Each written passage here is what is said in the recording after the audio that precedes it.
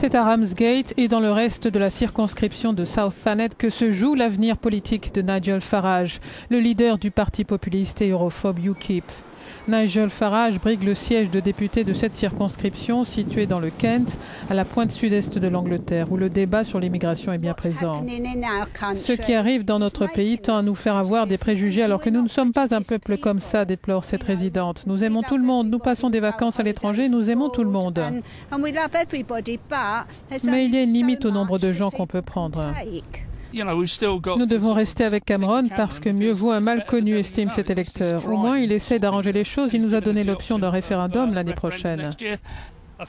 Une incapacité de Nigel Farage à remporter ce siège à la Chambre des communes aurait un coût élevé, souligne notre reporter. L'eurodéputé britannique a affirmé qu'il démissionnerait en cas d'échec.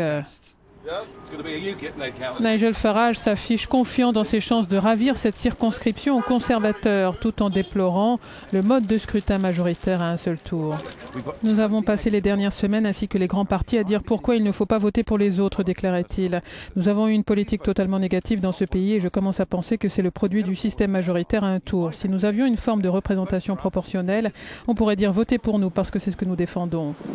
Nigel Farage a comme rival conservateur dans le South Thanet Greg McKinley. McKinley connaît bien le parti UKIP. Il en a été brièvement le leader en 1997, après en avoir été un des membres fondateurs 4 ans plus tôt. Cet homme d'affaires du Kent a fait défection et a rejoint les Tories en 2005. Il y aura seulement un ou deux premiers ministres potentiels, indique Craig McKinley. Ce sera David Cameron ou Ed Miliband. Le seul parti qui est capable d'être au gouvernement et qui le sera, selon moi, est le Parti conservateur.